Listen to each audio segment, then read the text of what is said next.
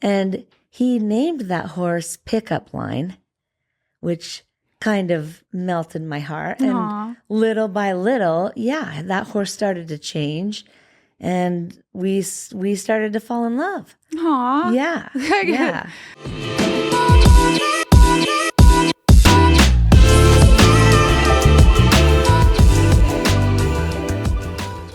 Thank you for coming today, Kacie.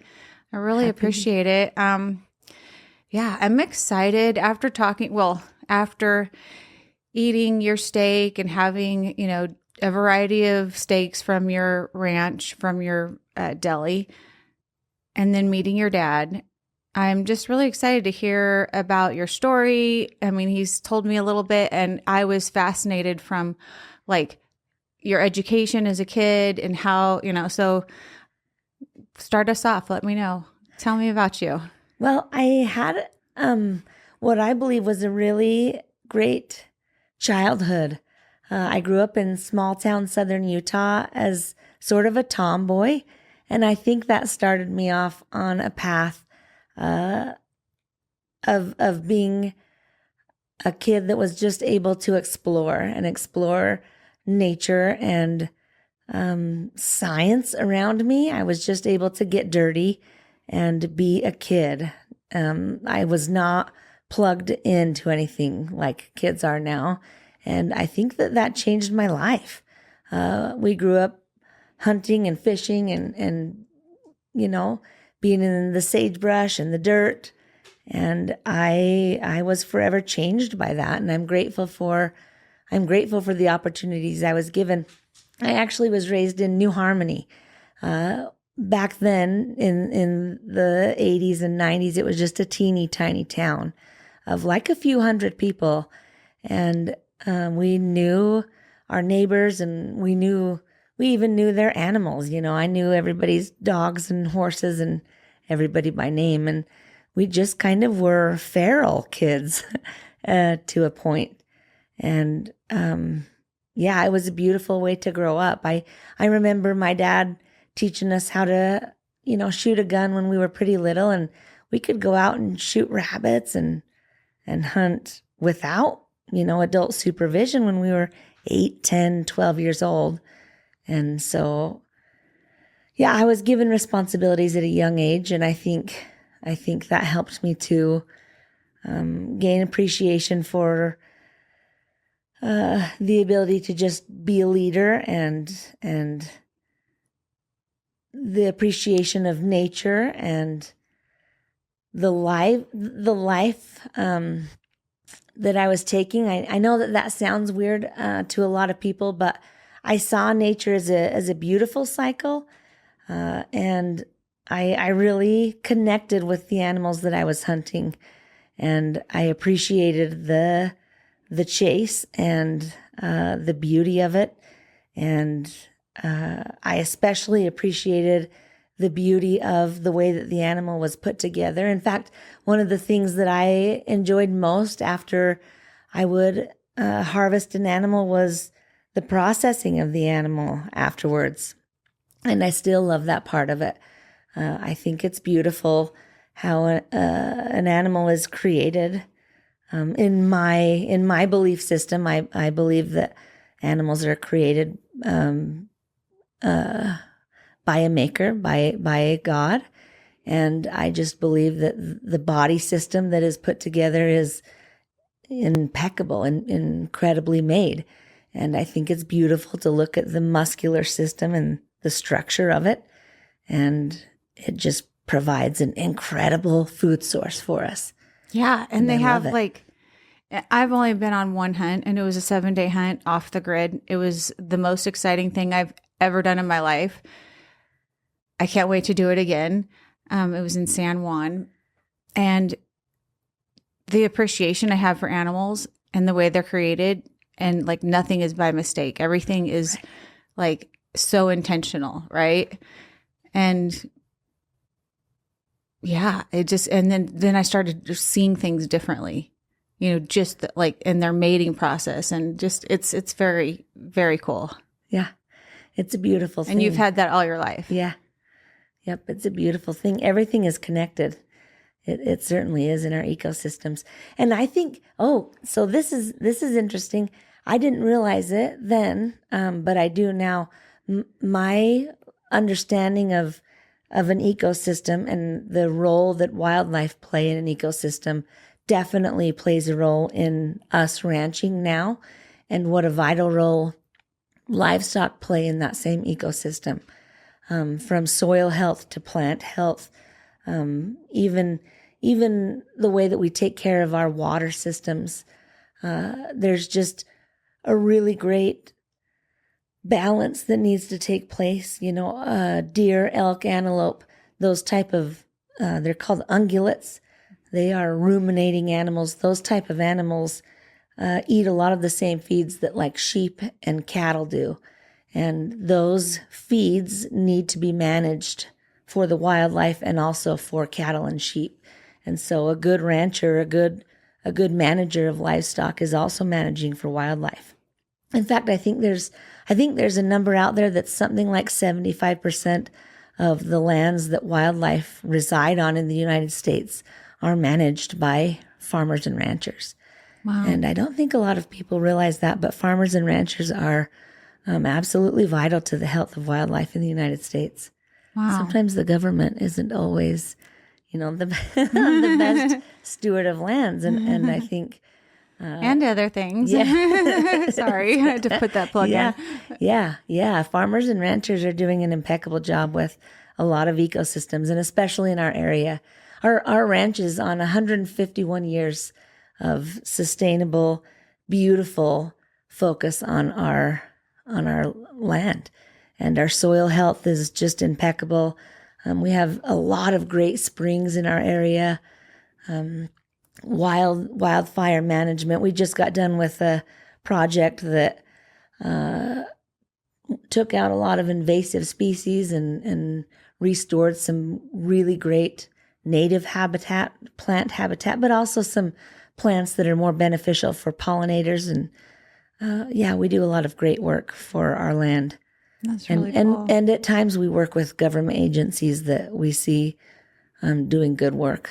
But I think they try, right? Yeah, I think there can be a balance when it's just one government agency that's sort of being controlled by outside groups. It's not always a beneficial thing. But back to ranching, I guess. Yeah. We could.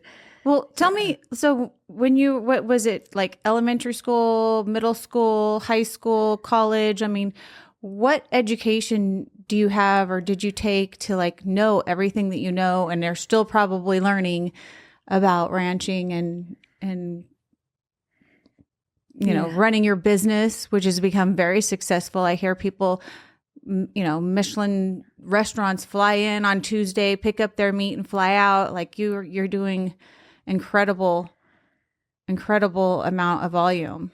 Yeah, it took off really quickly. So my education, I would say, started young with wildlife, like I said a minute ago, but it didn't really take off in a formal direction until I joined FFA in high school, which in the beginning stages stood for Future Farmers of America. That sort of got me a start and got me intrigued with knowing and understanding carcass and livestock judging. And I started showing sheep at our local stock show. I also was raised around a commercial sheep operation. A man from Cedar City by the name of Edwin O. Larson. He was one of the first sheep producers in the Cedar City area that came over to the United States. He taught me a lot about the sheep industry. And I actually was showing a lamb at the Cedar Livestock Show. It was called the Southwest Junior Livestock Show at that time. And the judge came from Wyoming and offered me a full ride scholarship to Casper College in Wyoming when I was, I believe, a junior in high school. I was just 16 years old. And I took that scholarship. Okay, wait. So he just came to you, and what do you think it was exactly, or what were the things that made him say, this girl, she's got what it takes? I know dang well what it was. And it was not that I had a great lamb, because I did not know what a great lamb was. I never was competitive with my lambs. And it absolutely was, he told me, because I asked. I remember needing to know what that was, because I did not end up very high in that class. And he said it was your attitude. He said it was your smile, and that you never gave up, and you thought that you were going to win the entire time. Even when I pulled you out and like put you towards the bottom of the class, you still were showing your heart out. And he said, I need people that are positive and willing to be trained, and trainable people, rather than people that already think they know everything. And I was moldable. I didn't already know a lot. And so, yeah, at 17 years old, I graduated high school and went to Casper College on my own. And I left as a little Utah girl that didn't know anything, and went to Casper College, and I learned a lot inside and outside of the classroom. And it was a really great opportunity for me. Wow. Casper College taught me quite literally everything I needed to know to run this meat business. Quite literally. So you graduate and you come home, and then you're like, okay, now what? Did you know you were going to open up this butcher? No. So yeah, my life took a pretty weird turn.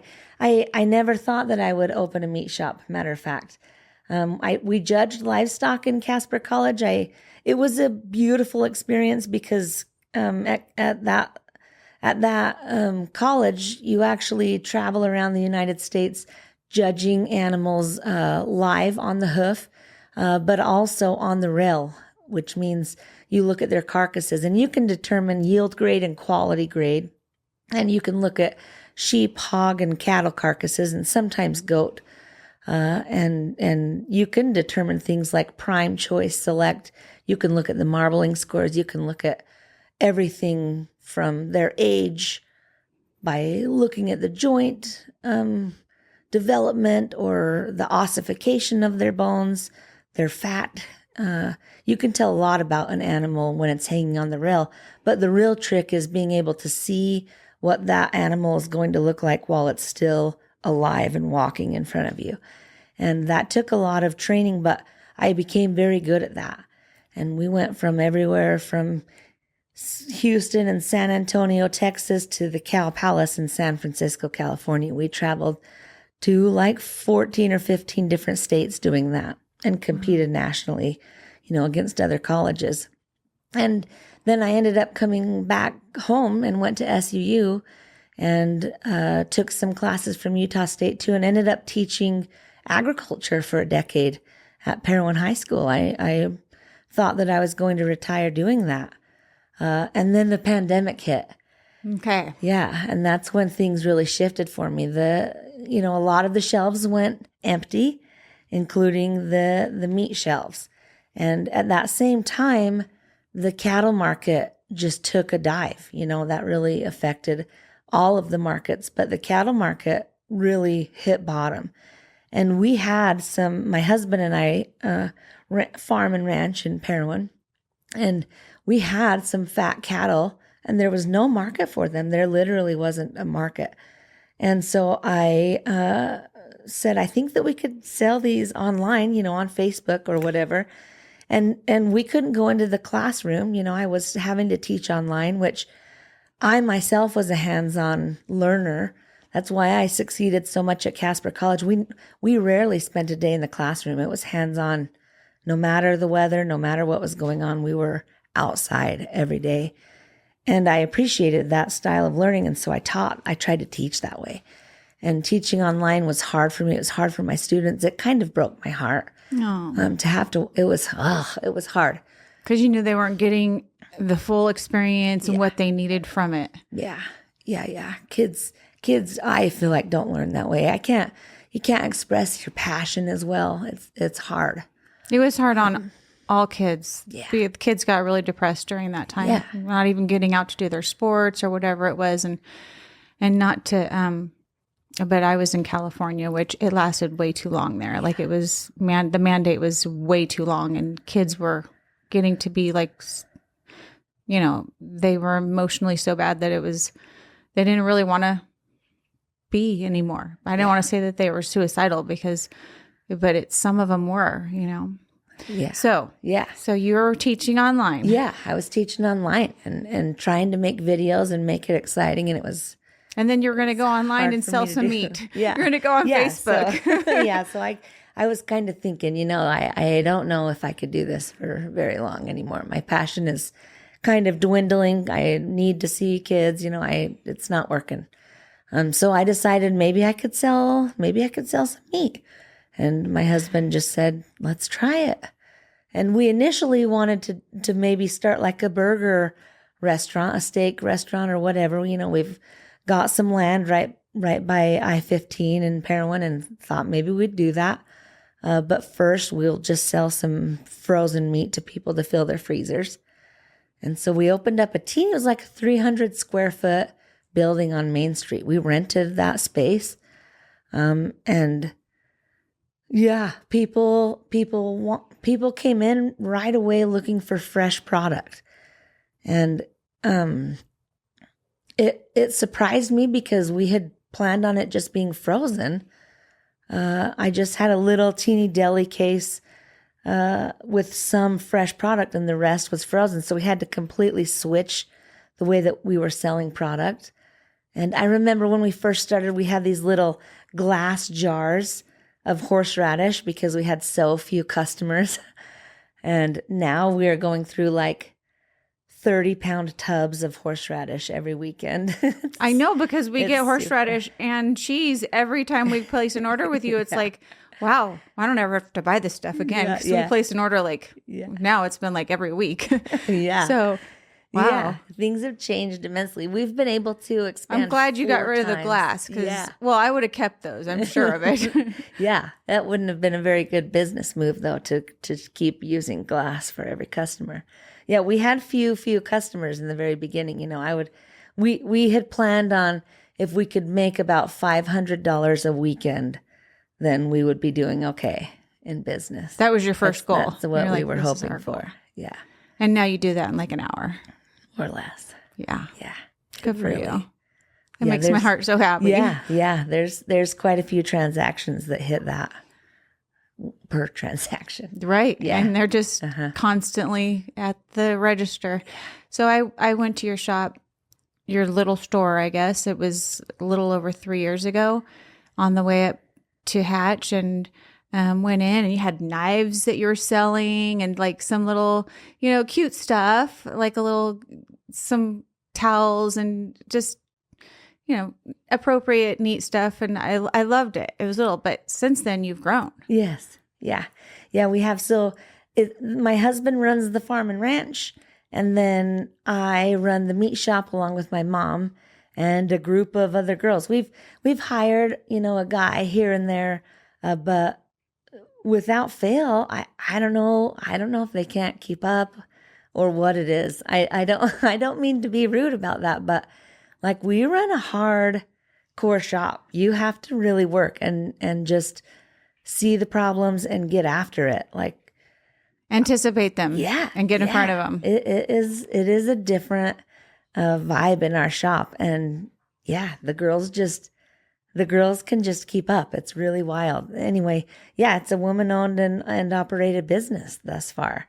And we're constantly moving things, and we try to make it really bright and exciting and welcoming. A lot of our customers are mothers and wives that are coming in and buying meat for their family. And they need a welcoming space and need a place to ask questions and understand meat cuts better.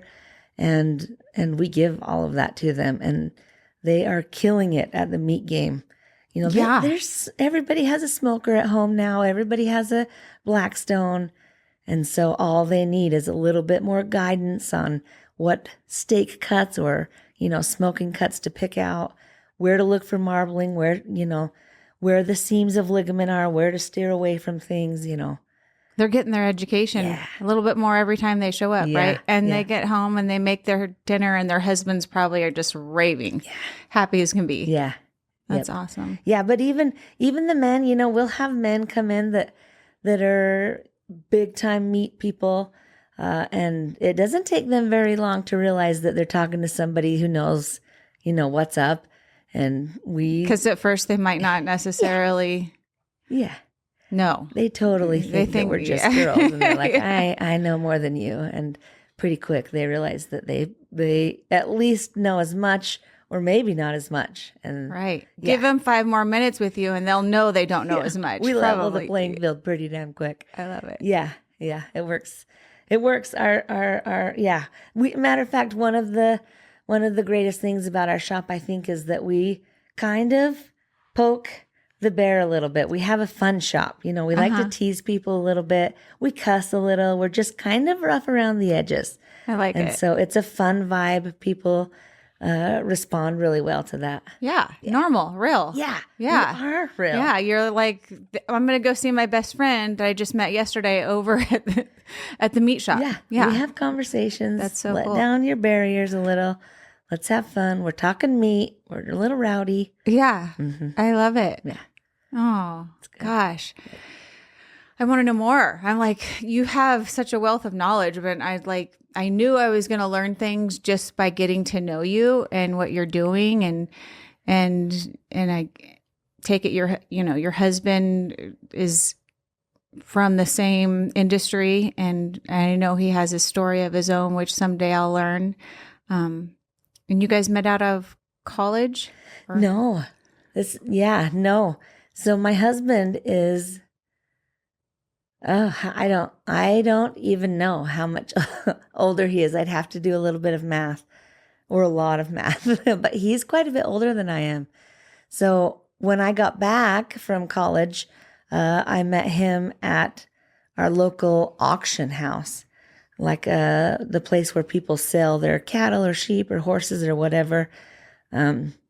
We met at that auction, and he was bidding on a little parrot-mouthed, spindly-legged horse colt that I perceived, having just gotten back from livestock evaluation school, as a really awful looking horse colt. And I was only a few rows in front of him, and I remember looking up at him and kind of in a flirtatious way, you know, saying, "That is a hideous horse colt. You know, why are you bidding on that ugly son of a buck?" And he said, "It's going to be good looking. You wait and see." Anyway, he kept bidding on it, and I'd look up and shake my head. And finally he won the bid on that horse colt and said, "I want you to come see that horse in a month," or whatever, and he took he wanted my number and said, "No, really, I bought that horse colt so that I can show you what it's going to turn out to be." And I said, "Well, I'd like to see if you can change it," because in my mind, those were all things that would never change. Anyway, so we exchanged information, and I went out to his farm, because I had a big head coming home from college thinking I know everything. And he put some weight on the horse colt, and he showed me his papers, and his papers, genetic lines, showed that he had some serious genetics behind him. And he named that horse Pickup Line, which kind of melted my heart. Aww. And little by little, that horse started to change, and we started to fall in love. Aww. Yeah. That's awesome. It was really sweet. He had just gotten through with a really awful relationship, and I was home from college, and it just was good timing for us. And anyway, so I started helping him through a big life change, and he just needed a partner. And we just fit you together. Spoke the same language. Yeah. So you guys have a farm now. Mm-hmm. How many of what kind of animal? Yeah, we run a farm of about 300. It ebbs and flows a bit, but maybe 300 head of mother cows. And they're predominantly Angus and Hereford breed. We have some Simmental bulls, some Angus bulls, and some Hereford bulls. And once in a while, we will bring in some other genetics through what's called artificial insemination, which can be a good way to bring in genetics from further away that wouldn't be related to any of the cattle that we have in our herd. We haven't done that for quite a few years, but it's a good way to bring in some things that you might want to see in your herd, like heavier muscle genes, or genes that would help them to be better mothers or have more milk or grow better on the environment that we've got on the mountain, or whatever it might be. A lot of our replacement bulls that we do buy are from people that are pretty local, like the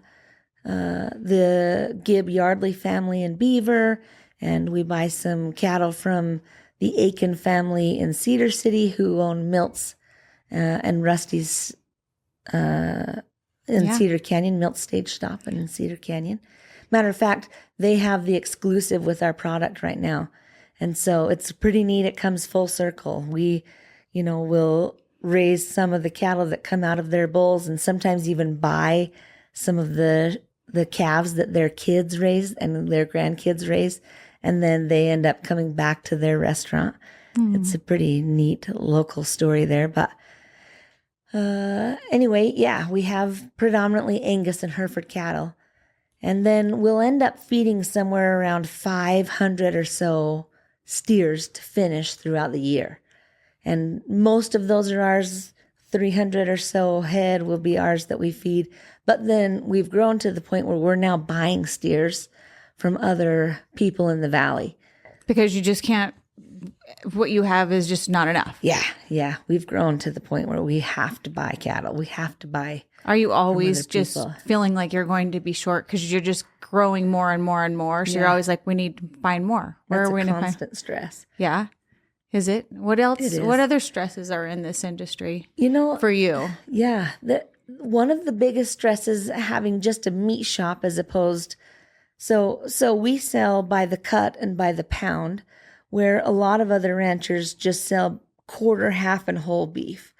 And the problem with selling by the cut and by the pound, it's good for the consumer because they don't have to commit to a huge investment. But the problem with it is that you have to try and balance all of the other cuts that may not sell as quickly. So like during the summer, steaks, tri-tips, picanha, a lot of those really great summer grilling cuts fly out the door. But things like slow cooking cuts, osso buco, chuck roast, those kind of cuts sort of slow down quite a bit. And so you've got to balance that and find a way to promote some of those cuts and get them to move out the door. It's a constant battle of trying to, push and advertise different cuts and try to help the consumer understand why it's important to sell the whole animal. We never just call up, like JBS or whatever those awful huge packing houses are and have them just deliver, boxes of ribeyes. We don't do that. And so we have to sell from nose to tail. We get to sell nose to tail. And so it's important that we keep focused on doing that. Otherwise, we end up with a whole bunch of product that is, starting to get old. And one of my focuses is to move through product immediately. So we try to sell out of all of our product every weekend. And whatever we don't sell out of by Mondays goes in our flash freezer. And our flash freezer is cleaned out every month. So we try to move every single product out within 30 days, no matter what. So there's never anything in our freezer that is longer there for 30 days, that is in our freezer longer than for 30 days. Man, I could think of, and this is just while you're speaking, I'm thinking to myself, I would start some programs like every purchase you make, there is going to be a dollar fee that's going to help me provide food for people that cannot buy food, or, would you be willing to buy this cut of meat? We have a whole list of people that when you buy this, you're also going to get this. It's going to go to a family in need, or just donate it to families that don't have money to buy food and write that off, because gosh, I would hate for an animal. And I know this is where your heart's at too. You don't want anything to be a waste when it comes to killing an animal. Right. Every single piece. And why wouldn't you want it to be fresh? Right. Right. And we do that. We've made some hefty donations, to like our local care and share. And we've done that quite a few times. And it's a beautiful thing to do. I always feel a little bit guilty though, because I want to have the ability to give them incredible cuts, not just what's left over. That kind of makes me feel bad. Yeah. That makes sense. Yeah. But they're also good cuts. Matter of fact, sometimes the cuts that are left over are the ones that are the most nutrient dense. Right. Actually. Yeah. Yeah. Yeah. The lean might be super tasty, but I don't really know a lot about meat. I've probably said a couple of really stupid things already, but that makes sense. Yeah. Yeah. It's interesting. Yeah. So I don't know. There's a train of thought right now that the fat and the connective tissue in meat is actually what is best for your body. Yeah. Yeah. Yeah. So I'll give you an example. Like there is a cut on a beef that comes from the arm area, and it's called ossobuco. It's a cross section. You can also get it in a form called Thor's hammer, or like a boneless shank or a whole shank. And that has quite a few different muscle structures in there, maybe like a dozen or more different muscle structures.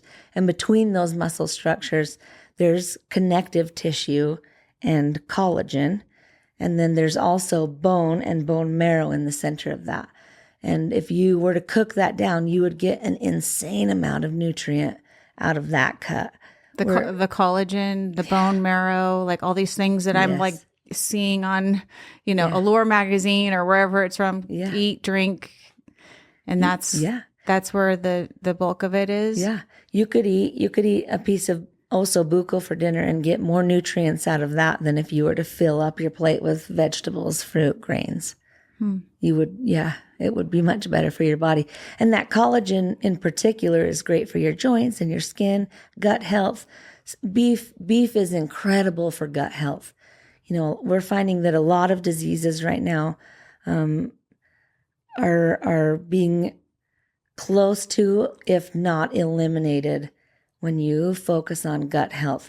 I'm just starting on this learning curve myself. We've had a lot of customers coming in lately saying that they've changed to a way of eating or a lifestyle. They're not really using the term diet, but I understand it to be essentially a diet. And they're eating carnivore. And we have one woman, that comes in and she has MS. And she has stopped eating everything except for our beef. And I've seen, I want to cry. I've seen her change from not being able to walk into our shop on her own or speak to us, to walk in with bright skin and the ability to give us her order. And we know her order now. She comes in, this is what she gets every single time. She's asking for the cuts with fat, with marbling, because that's what's helping her body. Wow. Is animal fat. And we've got consumers that come in that work at, some of the local cancer institutes in our area. And they're saying this, we are telling the people who are going through treatments to stop eating sugars and carbs because those things just feed cancer cells. It's inflammation. Yeah, inflammation. It's inflammation. Yeah, why aren't we learning those things prior to being treated for cancer? It's really frustrating to me because I remember a few years. I did an extensive amount of research on inflammation, and mitochondria biogenesis and just different things and how they affect, your body. And I listen to Dr. Rhonda Patrick a lot on YouTube. And once I learned about inflammation, and that is the root cause of everything, and your gut bacteria, how your gut health is it contributes to, inflammation or not inflammation. Right. I go to this cancer party. It's a fundraiser. The entire thing was sugar. I'm like, why are we having a party to raise money for somebody that we're going to help, it's a good cause, but all of this, everything that you're feeding us is causing cancer. It is so frustrating. It's really wild. It is. Yeah, I know. And so I'm like, it just, I know. It's kind of. I say I'm going to have my glass of wine. That's my sugar or my spirit or whatever it is. But I can't have, too, like I did Atkins. I lost 100 pounds. Really? Yeah. On Atkins. Yeah. Like 15 of it was probably like baby weight because I did just have a baby, but I gained 100 pounds pregnant both times. And I started just eating meat and it was tasty, right? I'd have ham and cheese and it probably, I was told it's not that healthy, but I lost 100 pounds and I started walking and my feet felt less sore and it just worked for me. Yep. That's what I keep hearing that. Yeah. I've started to eat animal based like maybe 4 weeks ago. And I see a difference immediately in my inflammation, in my mood. Yeah. My headspace is different. It's funny. You sleep better? Yeah. Mm-hmm. Because, the sugar and even things that spike, and then you come down and then those cause hunger pains. And so, meat just keeps you like this and you feel very full. Like if you look at a steak and how many calories are in it even compared to you can have this tiny little thing of Skittles, actually cut that in half and what's going to fill you up and then keep you full. Right. But, feed your body. Yeah. Yeah. Carnivore has been wildly popular for like a good amount of years now. So this is probably a big portion of your customers. It is. Yeah, it is. And I thought for a while that it was just useful for like the bodybuilders. Like we have some serious, like we've got some people that do strongman competition and some serious bodybuilders that come into the shop. And I just always kind of thought, well, that's never going to be me. I don't think that diet would work for me. But no, the people that I've started to hear that are on Carnivore are really regular people that are trying to get a hold of disease. And that's when I realized I need to do a lot of change. I have rheumatoid arthritis, which is an autoimmune disease. And that's what I am starting to understand is a lot of autoimmune diseases are pretty much based in the gut. Okay. And so, gut health, we were just talking about gut health plays a major role. Yeah. And I know how poorly I feel when I eat sugars and processed foods are so inflammatory. Oh, I just feel it immediately. It makes me sick. I wanted to grab something off my phone. Can I do that real quick? Yeah, absolutely. Okay.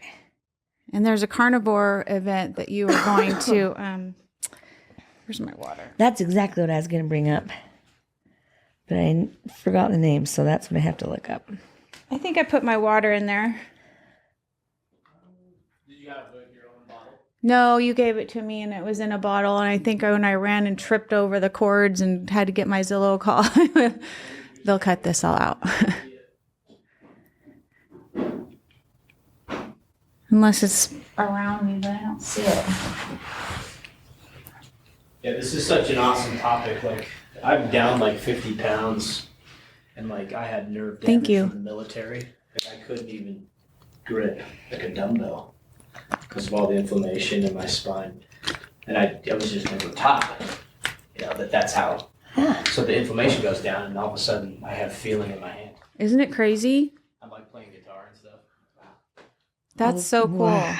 Yeah. Heath has woke up with his fingers have been numb like in the middle of the night, and he's got a situation where he had a major surgery in his gut anyway, but yeah, he has to have meat. He's like, my body requires it. It's like, otherwise he's having a horrible time.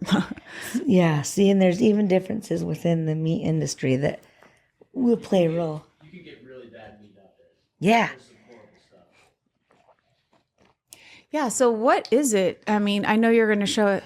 You looked at your phone and you're going to comment on something, but like Dixie meat is so popular, right? And I'm sure I could mention other places like Harmon's and things like that, of course, but Dixie meat is probably your apples to apples because they're local. Right. What is it that like makes your meat so much more superior? Yeah. Okay. That's a good question. So if I was to point out one thing that makes our meat different than anybody else's product, I would say that it is the fact that we are raising the product that we sell. So it is not something that we are bringing in and know nothing about. You can come into our shop and ask us about the animals and how they were raised and what they were fed. And I mean, there are some weeks when we even know like the lineage and the tag number or name. Sometimes they even were named. I don't know if people would want to know that, but that's how richly connected we are to the animals that we are selling. And you know, some of the animals we don't know that much information on because, like I said, we're buying product. We're buying steers. You know, the pork that we sell is a product that comes out of Utah County, but we know where it's sourced from. The lamb that we sell is purchased locally in Parowan. It's actually purchased from my brother who raises sheep. But the point is that we know exactly where it's sourced from. So other meat purveyors or butcher shops, meat shops, etc., if they're selling a product, they're most likely just ordering it from one of the big packers. There's 4 major packers in the United States right now, and they're all getting meat from similar sources, if not the same sources, which are mostly those big feedlots that you see and you know, hear a lot about, but also places like Argentina and Brazil and Canada and a lot of other countries that have different standards and different requirements than the United States do. Matter of fact, there's even the ability for us to import meat and process it here, which can just mean a small change, such as trim and then package it, and it can still be labeled product of the USA because it's been altered here. And so if you're not having those conversations and having those conversations with somebody that you can trust, it's not going to be exactly what you think it is. It's kind of like the labeling scenario with organic or free range or some of those topics, those hot topics that, you know, we've been talking about over the last 5 years or so. A lot of these labels don't mean as much anymore, which is why people are getting back to knowing who your farmer is. Yeah. It's pretty vital that you do because labels just are shit. Yeah. Yeah. I mean, like everybody saw green as being, oh, they'll buy it if we have green on it. Okay. Yeah. If you put gluten-free on it. I mean, my potato chips, I know those aren't good for me, even they're gluten-free. Yeah, right. I'm not kidding myself, you know. So tell me about organic, because I feel like organic is so stupid. Yeah. I'm glad you brought that up. I really love this phone call when I get it, when people are asking. Matter of fact, I think the teacher in me loves any phone call when it's a first-time customer asking about how our cattle are fed or if they're organic or whatever. So in my mind, organic is a farce. I just don't think, I don't even know if there's a way for you to get like a deer. Then if you were to get venison, I don't know if it would be truly organic right now.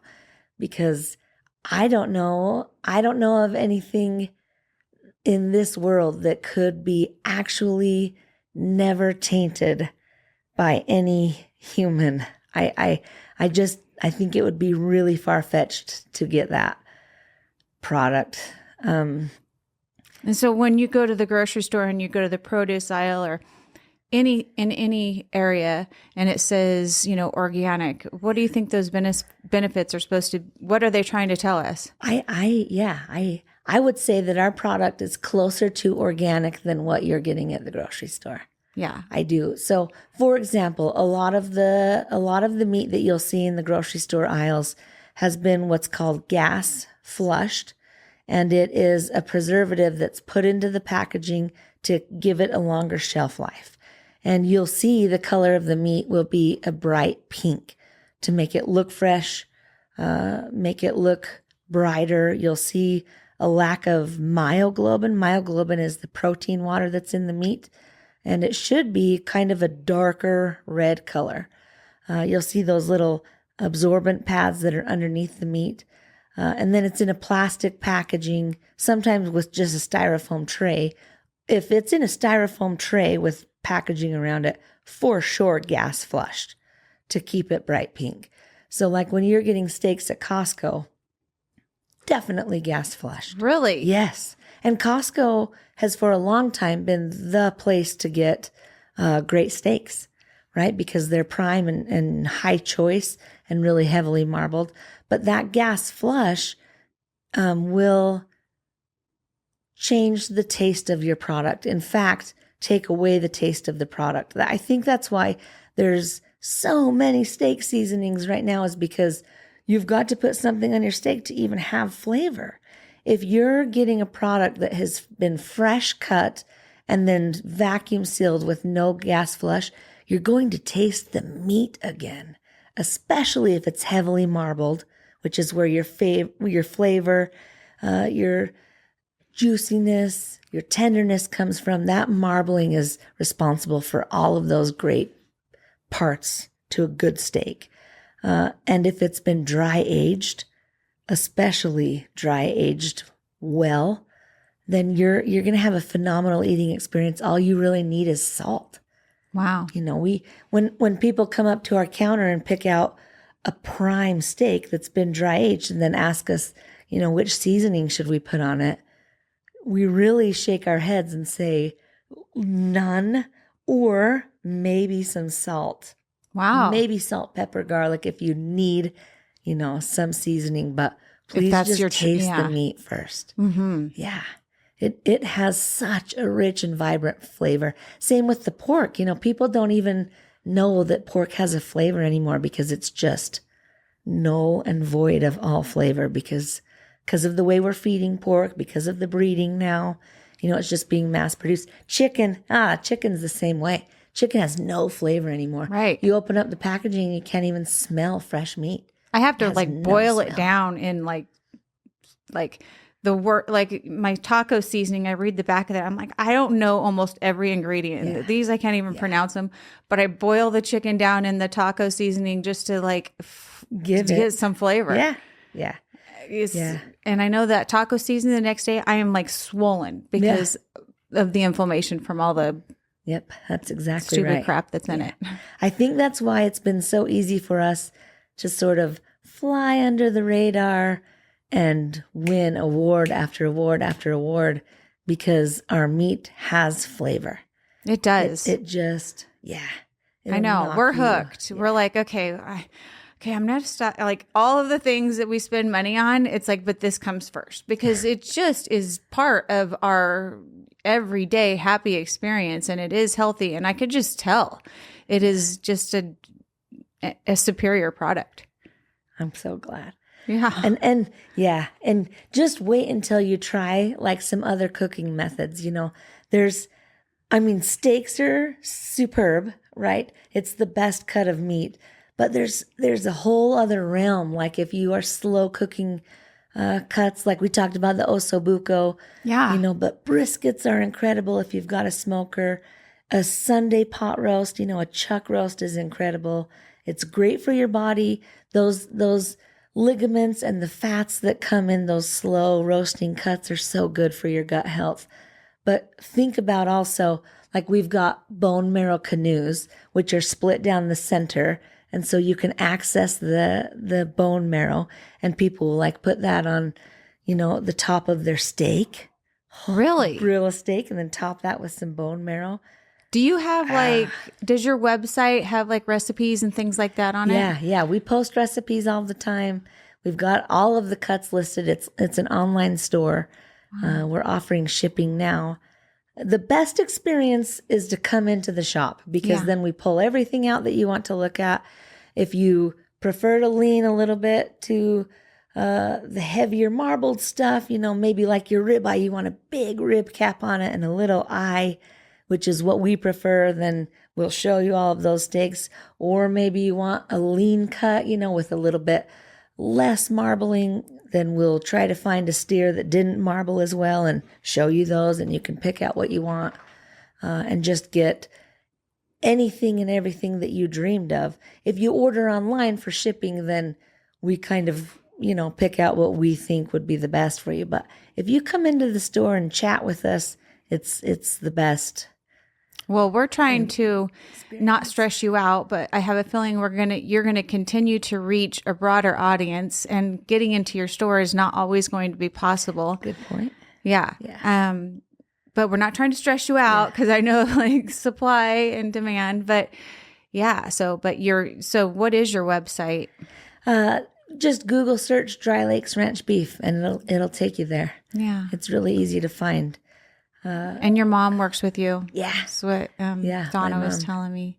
And your dad, he was a superintendent or a principal? Yeah, he was a principal. He was a life science teacher for like 18 years or so. And I would say that had a lot to do with my intrigue with the body of animals, because we were able to dissect things and look at things from a molecular level up.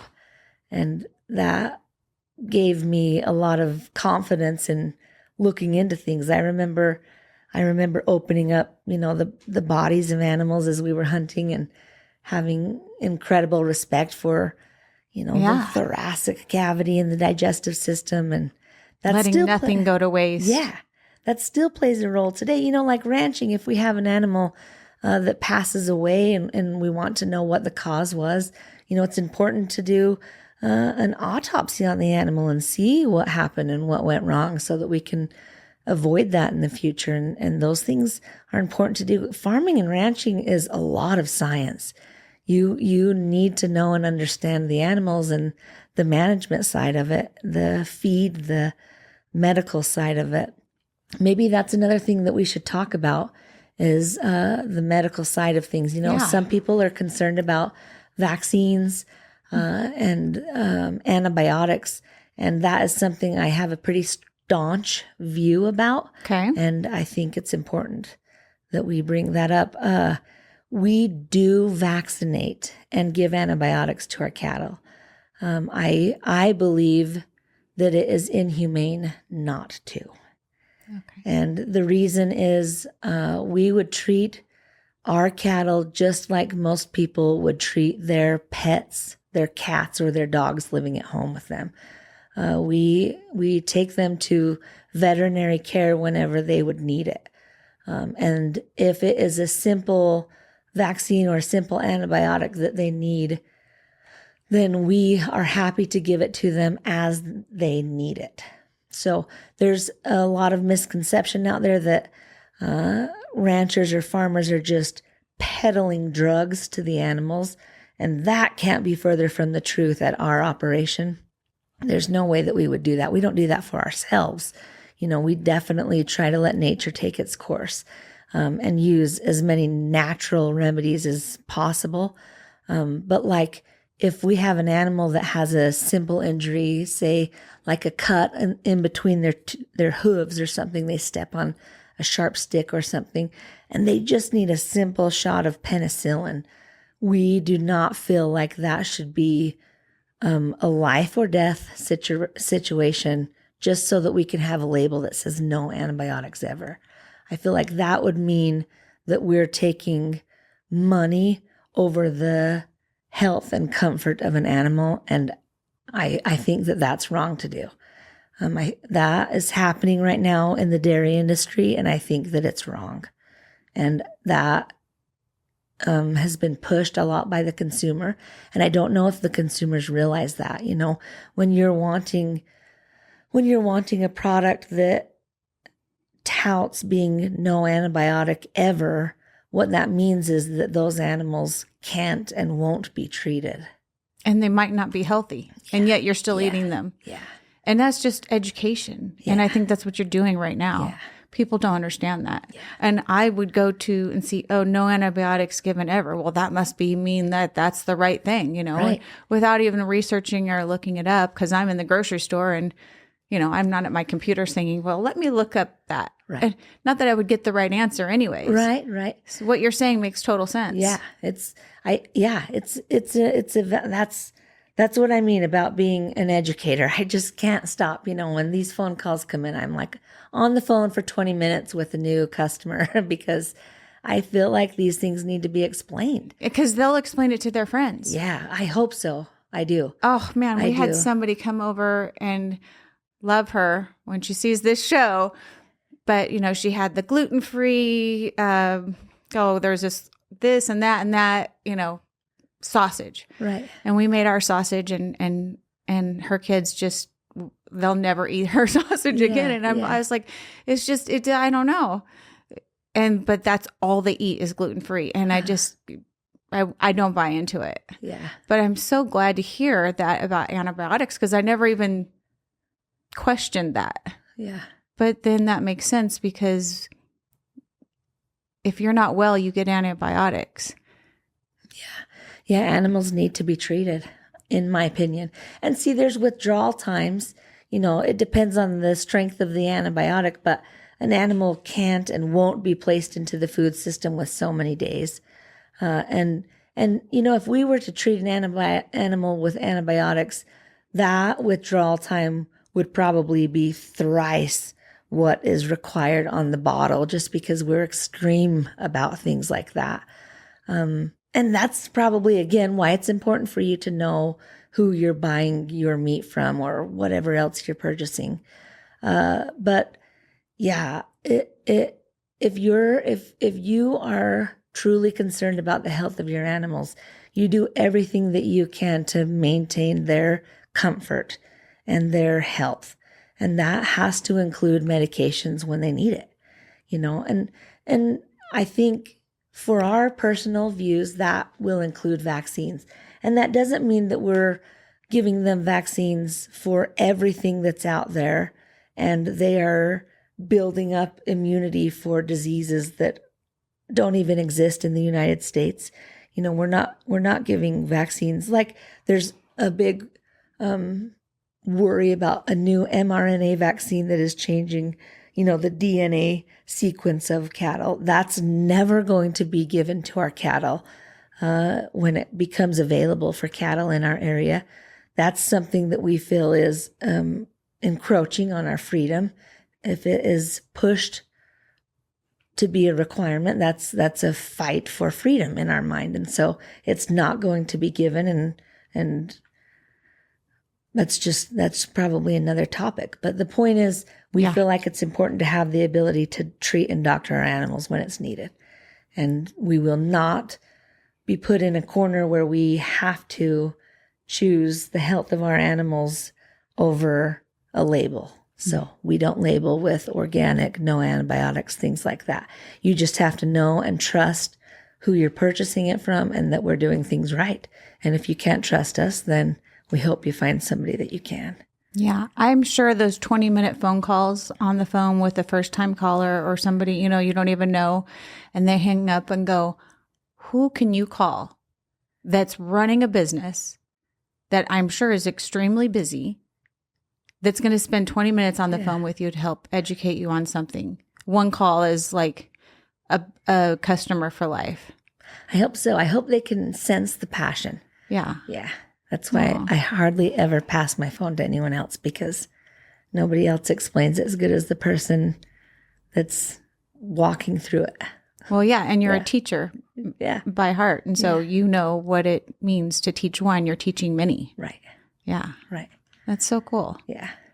So you have a carnivore event coming up, Yeah. right? So we have a carnivore event coming up, and I wanted to explain. So it's a dual event. It's our national competition. It's called the Best in the West Beef Competition, and it used to only be the Western United States, pretty much from the Dakotas down to Texas and west of there. But last year we were up against states like New Jersey and some producer in one of the Carolinas, and it has become a United States event. So best in the U.S. is what I think it should be called. But not only is it going to be a national competition, but also it's going to be a group of really high performing carnivore people that are on multiple platforms. And I'm really excited about it. We just were talking about carnivore lifestyle and how it can really change your health and turn around a lot of diseases. And some of the people that I've been listening to and watching on podcasts that have started to change my life and get me to wake up a little bit are going to be at this event. Let's name some names. Okay. So one of them is Dr. Anthony Chaffee. Not to be, not Fauci. Yeah. Yeah. We're going the opposite direction here. I actually got to meet him last year. He was on the panel of judges that judged product. Really? And so we got to meet him and get an idea of what carnivore was then, but I didn't really dive deep into it until What's his last name? pretty recently. Chaffee or Chaffee? Is it Chaffee? Yeah, Chaffee. Okay. Chaffee. Actually been on some of our other clients' podcasts. Wow. Oh. Chaffee, and then do you know Dr. Kiltz? No. Dr. Kiltz, no. I need. Wait, Robert Kiltz? I think so. Yeah, he's on this list too. Yeah, he's been on some. You should be going to this carnivore. You can get tickets. I have some true. questions for you afterwards Okay. about maybe getting some ads in some of our podcasts for dry lakes would be Whoa. fantastic. It really Okay. would. So this year's event brings together numerous celebrities from the carnivore world. Dr. Robert Kiltz, I got it right here. Uh-huh. Follow. Whoa. We've had it on some shows too. Because I got into carnivore because of podcast clients telling me about Dr. Kiltz. So This is wild. I don't even know what I'm getting into yet. I I want to know about the event, but first tell us who else is on Okay. going. So it's Chaffee. yeah, Chaffee. Okay. Chaffee, I think. I've said Chaffee the whole I time. think it's Chaffee. Okay, so the celebrities from the carnivore world that will be at this national beef competition are Dr. Anthony Chaffee, Dr. Lisa Weidman, Dr. Sean O'Mara, Dr. Robert Kiltz, Jake Thomas from Life Like Jake, Courtney Luna, Bella Ma, Steak and Butter Gal, Angela Lero from Meat Based Medium, and Simon Lewis from How to Carnivore. And one really wild thing is Bella Ma from Steak and Butter Gal is going to get married that weekend at the National Beef Competition. And we are providing the steak for the bride and groom. No. Yeah, Dry Lakes is. Yeah. It's going to be a 45-day dry aged ribeye. Wow. Yeah, I'm super stoked. I'm almost as stoked about that as I am to compete in the national competition. Maybe equal. I can't Wow. decide. Yeah. I'm How really exciting. Yes. And so it takes place where this year? In Riverton, Wyoming. Okay. Yeah. Yeah. Is it like a big 3-day event or what happens? It's this year is going to be a 3-day event. There's thousands and thousands of dollars being poured into it this year. People can buy tickets and attend. The night before is actually going to be a really big event with all of those carnivore celebrities. They're going to be doing a big shindig, and they're going to have some great meals and be talking about the carnivore lifestyle and the benefits of it. And essentially you get to rub shoulders with these people that you would never have access to, one, let alone, nearly a dozen of those people. It's a really incredible opportunity. What's going to be incredible is you're sipping on your beef bone broth wine or cocktail is they're going to actually know your name. And that's going to really shock you. Yeah. I know this because I could just tell how humble you are, but I have a feeling you're going to show up there and so many people are going to go, oh, you're from Dry Lake Meats. Like you're going to be like, whoa, you know me because I know you. Right. Are you ready for that? No, you're right. I'm not. No, I'm not ready. It really is a humbling thing to think about that. I'm not ready for that. I am not. What a wild world we live in. You should see your dad when he talks about you. Like he just beams. Do you have siblings? I do. I have one brother. Just he and I. Yep. Gosh, I'm just a humble little Southern Utah kid. It's really I know. Weird. I really love weird. it. Yeah. I love it. I wish I was, I love playing in the dirt too. Yeah. I go to Hatch and that's where I like to be. And Heath Small will be like, are you coming in yet? I'm like, the sun is not down yet. I'm out here playing. We're still playing. Yeah. The sun is still up. Yeah. I maybe that is, this is important, I think, to share is just because you're a girl and grow up in a small town or somewhere in Utah doesn't mean that you can't kick ass. You know what I mean? Like, yeah. And it might be scary, and doing things when you're scared is okay. Like I have been terrified and even am sitting right here on this podcast with you. It's okay to do things scared, but just do it anyway. Yeah. Because you won't get anything done if you just never try. And I think we do such a disservice to little girls by telling them that you can't do that because you're a girl. I was given so many opportunities. I remember being with my dad when he was, with a bunch of his friends, and they were like cutting up elk and deer in a guy's little personal butcher shop. And they could have easily said, A, kids aren't allowed, B, girls aren't allowed in here. But they never did. They let me hang around in the meat shop. I was like 7, 8 years old. They let me help grind burger, and I can still smell the wood chips, the smell of the carcasses hanging in the cooler. I can hear the sounds of the saw going and the conversation of those guys and the laughing and the late nights after a hunt. And that changed the trajectory of my life that I was included there. Yeah. And so to all of the dads out there that have little girls at home, please don't just take your sons. Yeah. Please do take the girls. They want to go. And I would like to say to the little girls, please find yourself someone who appreciates you as you are, because the guy who doesn't like to see you dirty or doesn't appreciate that you want to jump in the Jeep or the Bronco or the truck and go to the mountain isn't going to make you happy. Your soul isn't going to sing with that person. You need to be celebrated when you can put on boots and jeans and put your pocket knife in your pants and just go have a great time. Mm-hmm. So find that person. I love that. Be who you are, and yeah, be true to who you are.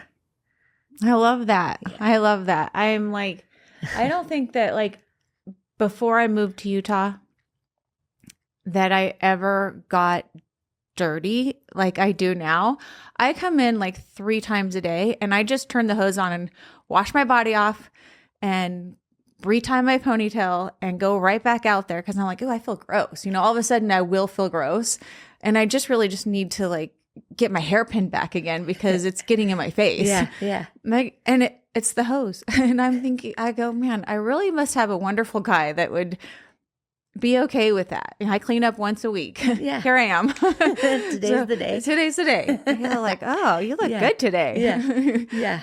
Throw on a hat. But we have the best time out there. I just love that advice. And, his son has 2 little girls and they're coming to the ranch next weekend because he's got, he's hunting next weekend. He starts, archery. And he's bringing his daughter. And last year we went hunting with both of his little girls. And I think Charlie was like 2.5 and she's got her little pink binoculars, right? And it's 5 a.m. and they've been, waiting for the sun to come up so we can find this deer that we've been watching for 3 days. Right. And it's the little girls. And I just love it. Good. I love it. Good. Do you think he wants a boy? For sure. I know he does. But I love how he is with his little girls and they just can't stand being away from him. Good.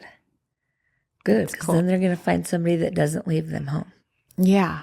Good. Yeah. Nobody should be left home. I love that. Good. You're doing very good in a man's world, and it doesn't need to be called a man's world anymore, right? Yeah. Well, we're kicking their butt. So, right. Yeah. With no ego. You're like, I don't have ego. I don't need it. Yeah. I just got skill and. You ladies bring us into the world, so Yeah. Fair point. Yeah. This meat world that men have been running for a while is getting turned on its head by a bunch of girls for sure. For sure. We are turning it upside down. Yeah, it's a meat shop that is welcoming and clean and beautiful, and the meat tastes like something you've never had, and nobody's ready for it. I feel like so many people would benefit from your meat, but I almost feel like if you were to expand to other locations, you would have a really hard time keeping it exactly, you know what I mean? Like how it's meant to be and how it's supposed to be and how you do it. You just, not to say you couldn't trust anybody else, but things get lost. Yep. We've had a couple investors ask if they could do exactly that, if they could start a business in other places. A couple people have asked about here in Dixie or in Las Vegas, and I agree completely with that. As soon as you lose the customer service, I think, is one part that you can't replicate. The ability to explain the story and connect with people is another part. And then as soon as you need more product and lose the direct link to the producer, I think those 3 parts to the stool, those 3 legs of the stool are gone, and you lose everything that made up our brand. So yeah, there's not a corner that's cut. Right. Yeah. You don't want that. We do everything we do is by design, and yeah, there's a reason, there's a line in our store more often than not.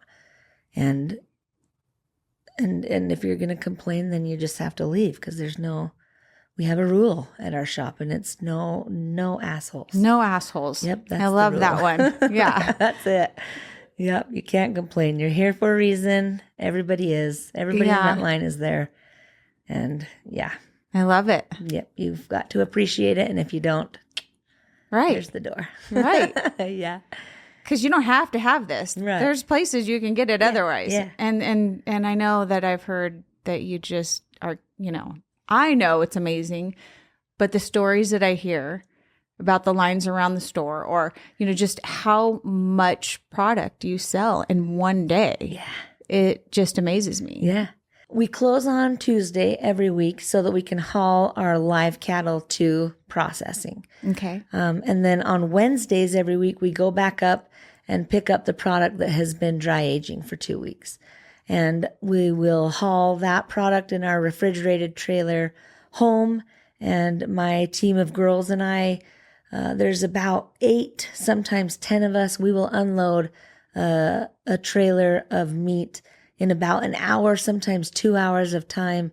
And we will unload anywhere from 1 to 2 tons of meat, and sometimes more. and a ton of meat is 2,000 pounds. So if we're having like a busy holiday weekend, we're unloading 4,000, sometimes 5,000 pounds of meat. And we'll go through that from Thursday to Monday. So My goodness. Labor Day weekend is coming up, and we'll be going through 5,000 and maybe more pounds of meat in 5 days. It's just incredible. We move through a lot of product. And your goal was $500 a week when you started. When we started the business, my husband and I were hoping for $500 a week. Well, first that was going to be on what, Facebook? Oh no, then you opened up and that was your $500. Yeah. Wow. Yep.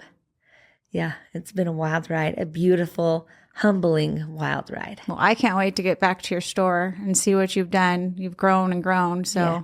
One thing that is new at the store you may not have seen is our tallow skincare products. Have you seen that yet? So we have, we've talked a little bit about nose to tail. One of the products that is often wasted is the fat on the animal. So an animal has internal fat in the form of intramuscular fat, which is the small flecks of marbling. That gives you tenderness, flavor, juiciness, and then intermuscular fat, which is seam fat, the visceral fat, and then the internal fat of the body. And a lot of that internal fat is in the form of KPH, kidney, heart, and pelvic fat. And that KPH fat is often in pretty big globules that are really, really pure.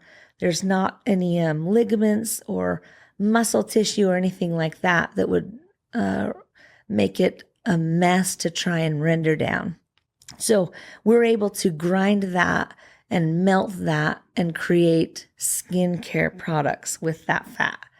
And we have a line of 11 different scents, and they have scrub, lotion, body soap, shampoo, conditioner, and even a men's shaving soap. wow. And What does that do for your skin? It is so healthy for your skin. First of all, it doesn't have any hormone disrupting chemicals in there. So that was a big thing for us, because apparently a lot of the ingredients that we're putting on our hair or on our bodies right now are changing the way that our children are maturing, but also the way that our reproductive systems are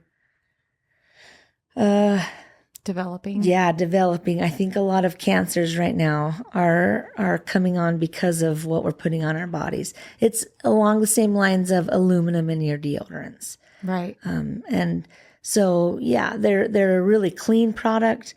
There's no SLS in our skincare products. They're just very clean, very straightforward. They have a small amount of some stuff that will keep them clean from bacteria. We're probably, I would say, like a small step above the grandma that's making homemade soap on her stove in her kitchen, because we need to make sure the consumer is safe and we're safe from liability. But we are leagues ahead of the commercial skincare industry in how safe and clean our product is. It's very bioavailable to your skin. Your body can absorb it, and it is just deeply moisturizing. It is just incredible. I'm going to check it out. I have to do like that bag bomb at night. I mean, once I started living out here in the desert and then playing up on the mountain, it's like I need what the horses need. Yeah. So that's exactly it. We actually had customers that were coming up from Las Vegas and buying like 40 pounds of rendered tallow at a time. And I finally said, "What are you guys using this for?" And it was a husband and wife duo, and she had been in the skincare industry for like a decade or more, and then sold that business and started another business that was more down an organic and natural route. And anyway, she said that she's making tallow-based skincare. And I said, well, I want in on that. Can you make us align with our brand? And she said, yes. And I would love that, because your tallow is the only tallow that performs to my standard. Wow. Yeah. And I was like, why? Anyway, Yeah. apparently the quality of cattle that we have makes a big difference in how it sets with the product. If you have a low quality fat, then it doesn't behave the same in the product. And so, yeah, she and I and the husband have come to some incredible epiphanies, and this tallow is just superb, and they're able to make a lot of different products. Like our lotion is an actual lotion, like a creamy lotion. It's not a balm, a thick, heavy balm. It's a light lotion that you can put all over your body. And it's just a really great product. I'm going to try beautiful. it. Yeah. I can't wait. It's beautiful. It's good for you. We have a lot of people from the medical field that come in and use it for themselves. They've got it in their office, but they send a lot of their patients in too. There's unscented, and then there's some more masculine scents and more feminine scents. Our body absorbs chemicals so we, our pores we have more pores in some parts of our body than others. Like, the hairline has a lot more pores, and we put shampoo on our head, and within 5 seconds, every chemical that's in that shampoo is absorbed in our body, and that's why we can have topical, creams and medicines and that kind of stuff. It's for that reason. And I don't wear deodorant. I've never worn deodorant in my entire life. Maybe like 5 times when I've had an instant, like every couple of years, I'm like, why do I stink? And then I'll borrow Heath's deodorant or wherever I can find it. But it's like, and I feel like not doing that all my life and not even knowing it until I recently started studying this, did I realize that I was doing myself a benefit? Yeah. Because there's a lot of chemicals in that. Yep. So what you put on your face and your skin and your hair, all of it, it absorbs in your body in 5 seconds, depending on where it is. And those chemicals have an effect on your body. Yes. Over time when you do them consistently. And we all wash our hair consistently. We all, moisturize and whatever. Yeah. Shave our face or not. Yep. Yeah. If you have a beard. Yeah. No, there's a big awakening happening in the United States, and I'm here for it. Yeah. Yep. It sounds like somebody's figured it out and was like, okay, what else is my stuff good for? Mm-hmm. Yep. Good for you. It's beautiful. Yep. I'm so happy for you. Yep. We're getting back to the basics. America is, and I'm glad. I'm grateful. Yeah. Yep. Less fake, more real. Let's do it. Let's do it. Yep. Well, I am excited to be part of that journey. I'm excited to watch you lead the journey and start making a difference. That's wild. Yeah. I hope that so many people see this podcast and know that, and I know a lot of people will relate to different parts of it. But yeah, whole, pure, clean goodness. Yeah. Thank you. Tell us where people can find you. What is your social media account or accounts? Okay. So we're on Facebook and we are on Instagram. You can just search Dry Lakes Ranch Beef. If you come into the store, we are on Parowan's Historic Main Street at 73 North Main Street. We are easily accessible on the internet. You just need to Google search Dry Lakes Ranch Beef.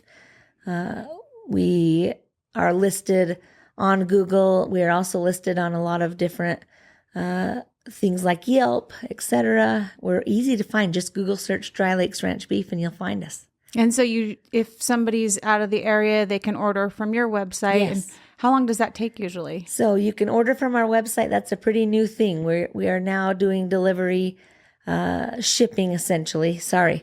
Let me back that up. We are not doing delivery. Yeah. In 5 minutes or less. Yeah, shit. No, we don't have enough staff for that. So we are now doing shipping. That's a brand new thing.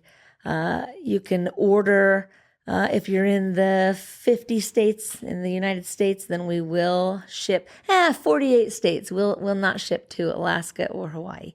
But yeah, if you're willing to pay for the shipping, if you don't want to drive to Parowan, then we'll ship it to you. No problem.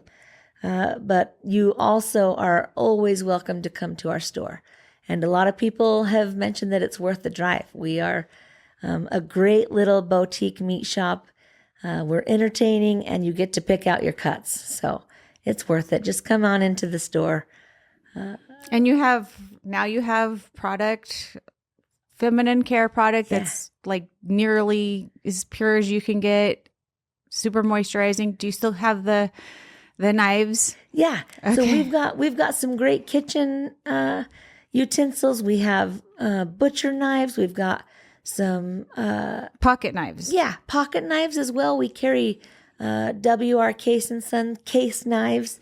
They have a lifetime warranty and they're made in the United States. We also carry a really impeccable pasta line, pasta sauces. We carry a brand called Soberdough, which is a beer bread. Redmond Real Salt. We carry their entire line of seasonings and salts, and also their Relight packets for electrolytes. We carry, like Nicole was saying, our beef tallow products, and those all have a male or more masculine scent and a feminine scent, and they come in soap, shampoo, conditioner, a scrub, a men's shaving soap, and then we have all the accoutrements that would go with skincare, and we do free wrapping. So if it's a gift that you want to give, we're happy to wrap that up and make it look just beautiful. We are pretty much a full service little boutique in Parowan's downtown. I think that we're just as good as going to Bryce Canyon or Zion. So yeah, well, stop if you're in. here visiting either of those parks Yeah. or any of the beautiful parks here in Utah, put a pin in it. Come to. What's a better way to experience the local area than to taste of it? Yeah. So, okay, back to shipping. One more question. Yeah. So how do you ship it? Like dry ice kind of thing? Yeah. So all of our product that we ship is flash frozen to 10 below zero. And then we package it in styrofoam coolers and add dry ice and tape the heck out of that puppy and then put it in a box and overnight it. Okay. So and that keeps like having to take it to that degree, freeze it, and doesn't lose any of its quality. Not at all. So all of our products are vacuum sealed. Nothing is going to come open and exposed to air or bacteria. Everything's in an anaerobic environment. And so even if it is flash frozen, there is absolutely no loss of quality. Okay. And that's the beautiful thing about our product, I believe, is that it hasn't been altered in any way. There is no gas flush. It is as fresh as you can get. It's matter of fact, when you open our product, you can smell the meat as God intended it. It smells like it was just cut on the cutting table. It smells rich and healthy, and it smells like beef. You can sense that you are eating a real product that was grown and was, a living creature that was cared for. It's not something that was developed in a lab. It's not something that has had any preservatives ever near it. It's just a really rich, beautiful product, natural. And you're going to love it. You're going to love the taste of it. Doesn't matter if it was frozen or fresh. Everything comes fresh to us. But if we ship it or you want it frozen, if you want to freeze your beef, then we flash freeze it to 10 below zero. That's awesome. That's really good information. You have literally taught me so much in this last hour, or however long we've been talking, and I have enjoyed having you here. I feel like you've done such a good job explaining to people that may not know a lot about the industry, which I know I like it. It tastes amazing, but there's so much information that you've given. And is there any other last little bit of information you feel like you want to talk about, or anybody that you would like to, give a shout out to before we close? Man, there just is so much. There's never an end to it. I think, my husband, I want to give a shout out to. He sort of has just allowed me to blossom, and given me the reins. I think that would be scary to do. because he just let me quit my job. A lot of farmers and ranchers have to or choose to have a wife in town with a job in town, because a lot of times American farmers and ranchers aren't making a living every year.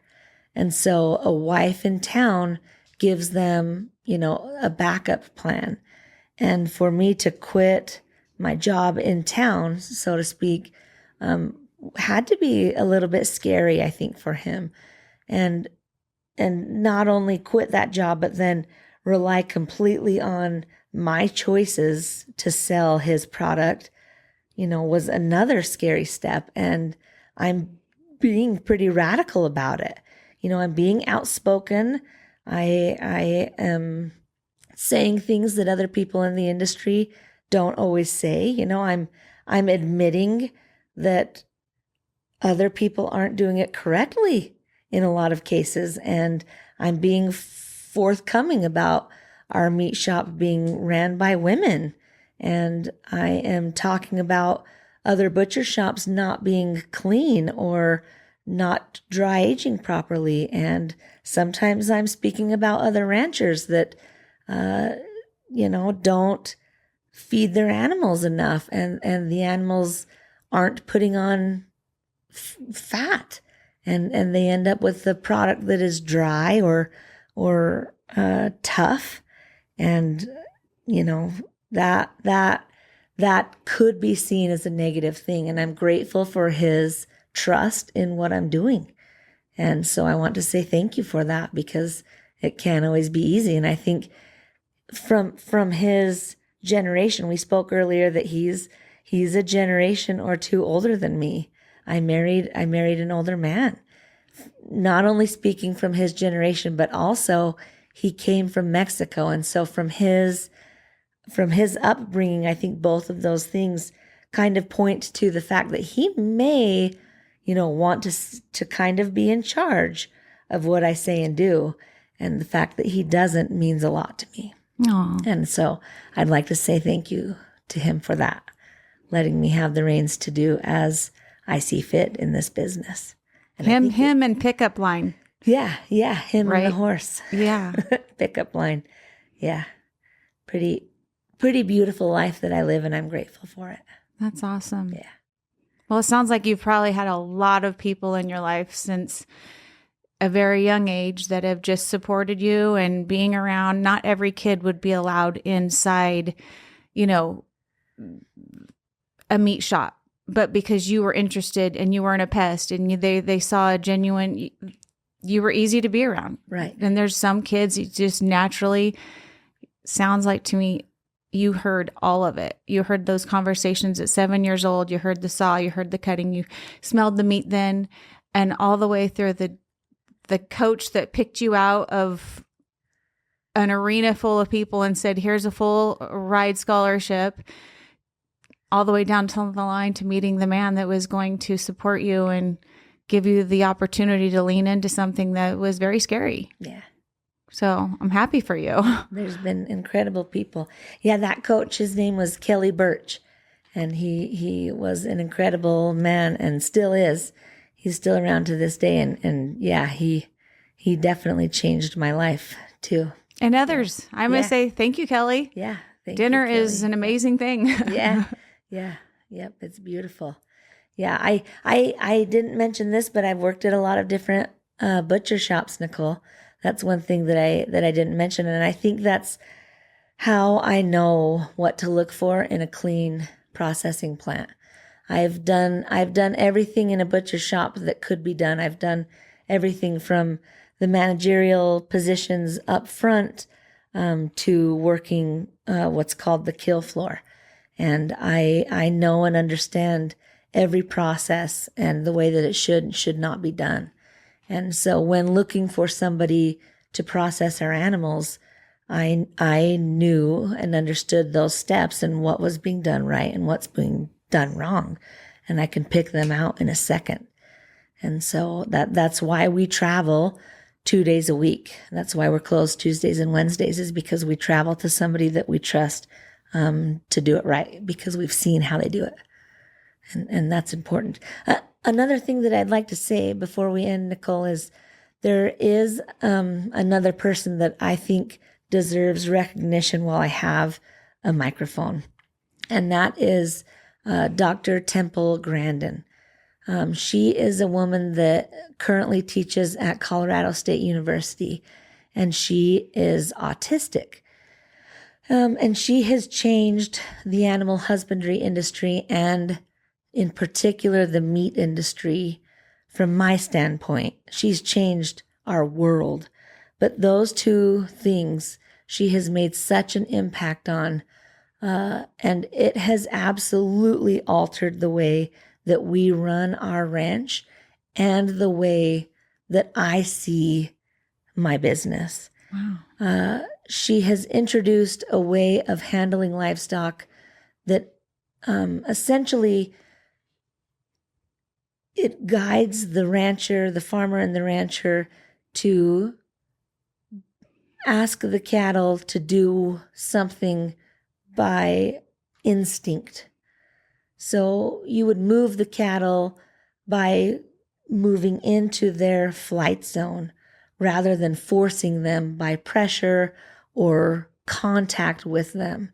And it aids in their comfort. It aids in their ability to be calm at all times.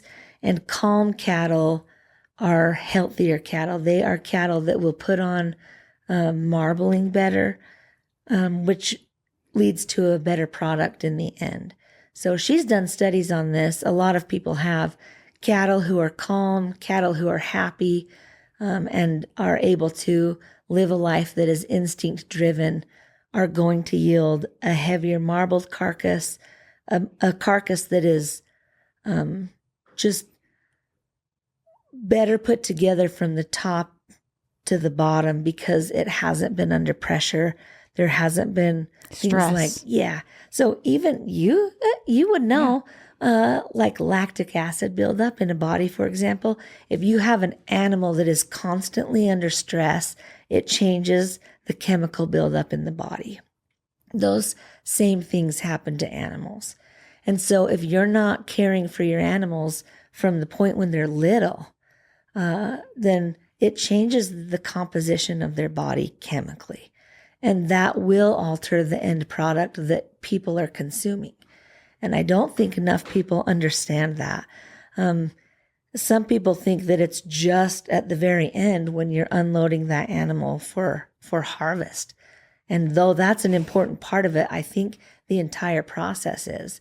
And so there's some things that like we never do. You'll never see on our ranch a dog being used in an aggressive manner to move livestock, because using a dog in an aggressive manner triggers a fight or flight response in the animal, especially if it's a mother cow with a calf. She's triggered to protect her calf, and that's going to release hormones into her body and hormones into her milk. And then that calf later is going to become ill because it's, drinking milk that has had, a surge of hormones when she was in fight or flight response. And so the education that I've gained from Temple Grandin has changed the way that we handle our cattle. And that also translates into how we chose who was going to do our processing, because the last moments of that animal's life, in my mind, need to be just as calm, with just as much respect and quietness as their life has been. And in my mind, that has just as much influence as the prior 2 years that we've given them.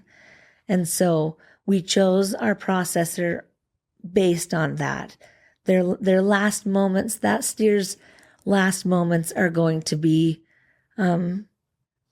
quiet and calm. The animal is not going to be stressed. Its harvest is going to be swift and clean and done, without anything scary or threatening around it. And I just think that that's vital. Temple Grandin has a quote that says, nature is cruel, but we don't have to be. And I really want to say thank you to Dr. Temple Grandin, because I believe strongly that those practices that we've put into place have made a difference in our product.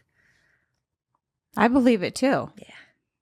Fight or flight, something is released in our body. And if that's released in the moment that that animal is killed, then it is in your product that you're eating right then and there. So you can see it in a carcass. If an animal has, like a release of, what did I just barely call it?